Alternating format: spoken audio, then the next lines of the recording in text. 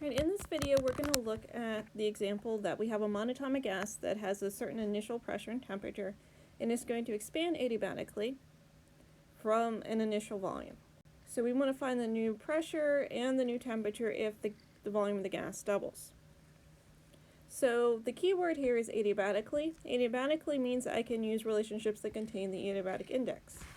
Since this is a monatomic gas, I can take 5/2 R divided by 3/2 R to get that the adiabatic index is 5/3.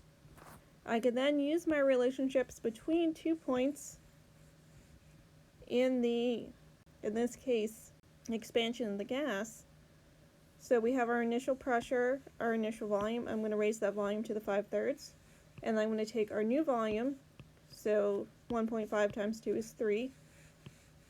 And this 5/3 is the power in this case. It's not multiplied by 5/3. And I'm able to solve for the new pressure. I can then use the fact that temperature 1 times volume 1 raised to the adiabatic index minus 1 is equal to temperature 2 times the volume raised to the adiabatic index minus 1.